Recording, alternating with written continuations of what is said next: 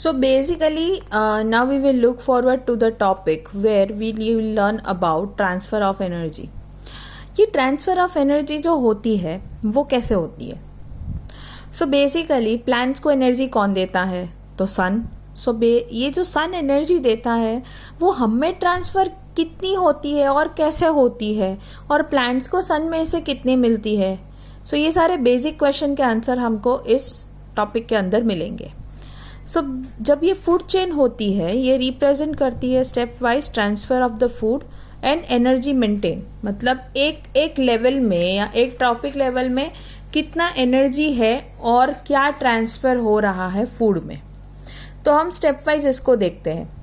तो अब देखिए, जब सन और सोलर सिस्टम आप जो भी ले लो, जब एनर्जी देता है प्रोड्यूसर को, तो टोटल एनर्जी में से सिर्फ 1% energy of the sun's energy is been absorb by the producer. I am repeating it again. सिर्फ 1%, केवल 1% एनर्जी, सोलार एनर्जी सन में से प्लांट को मिलती है.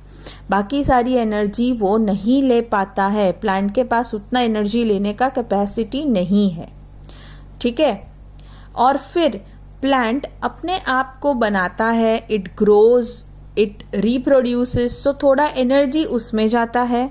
और फिर हम वो जो प्रोड्यूस्ड फूड होता है या लेट्स से एनर्जी होता है, तो हम उसको खाते हैं. दैट्स हर्बीवोरस एनिमल, प्लांट्स को जब खाते हैं.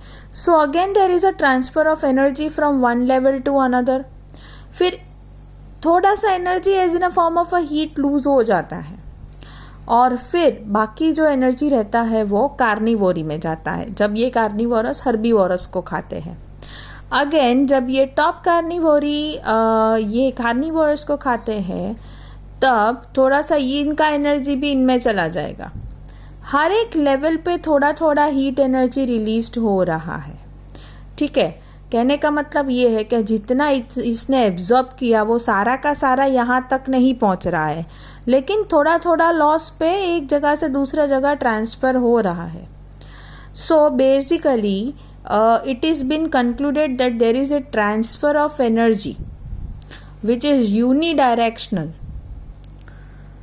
and a little bit of energy is being lost in a form of a heat. मैं आपको ये कॉन्सेप्ट बहुत सिंपल एग्जाम्पल में समझाती हूँ. मान लो कि यू हैव 4 फ्रेंड्स. आपके पास है 4 डेयरी मिल्क. तो 4 डेयरी मिल्क में से आप सारे फ्रेंड्स को कितनी दोगे? शायद आप थोड़ी थोड़ी दोगे और अपने लिए ज़्यादा रखोगे. अब देखो, आपने क्या किया कि आपने अपना एक डेयरी मिल्क लिया, उसमें से आपने आधा करके अपने दूसरे फ्रेंड को दिया. So you shared half dairy milk with your friend, right. Out of 4 एक को खोला, उसमें से आधा अपने फ्रेंड को दिया. अब उस फ्रेंड ने क्या किया? अपने में से आधा डेयरी मिल्क तीसरे फ्रेंड को दिया, तो कम हुआ ना. और उस फ्रेंड ने क्या किया? वही आधे में से थोड़ा सा दिया कार्निवोरी को, मतलब अपने लास्ट फ्रेंड को. तो ऐसे करके एक ही डेयरी मिल्क के छोटे छोटे पार्ट होते गए, लेकिन सबसे ज़्यादा पार्ट किसको मिला? आपको. आपने फुल आधा खाया, बाकी ने तो आधों का आधा और आधों का आधा खाया. So this is how even our energy level works. So likewise जो मैंने पॉइंट एक्सप्लेन किए हैं that is been given in the step. दूसरा एक चीज़ इसमें बताना चाहूँगी that this particular section also follows the energy law. Energy law ये कहता है that energy is neither be created nor be destroyed. Energy कभी क्रिएट नहीं की जाती, ना ही उसे डिस्ट्रॉय किया जा सकता है. एनर्जी सिर्फ वन फॉर्म से दूसरे फॉर्म में कन्वर्ट होती है. जैसे फॉर एग्जांपल मैं दे दूँ तो जब फोटोसिंथेसिस होता है तब सन की ये लाइट एनर्जी कन्वर्ट होती है into chemical energy in plants, जिससे प्लांट ग्लूकोज बनाते हैं, right. So this is how the energy level works. So when we move from first trophic level of the producer to second and third, ऐसा बोल सकते हैं कि amount of energy धीरे धीरे डिक्रीज करेगा. एंड एज आई सेड कि आपको ये गिव रीज़न आएगा that flow of material in ecosystem is cyclic but flow of energy is unidirectional. Y?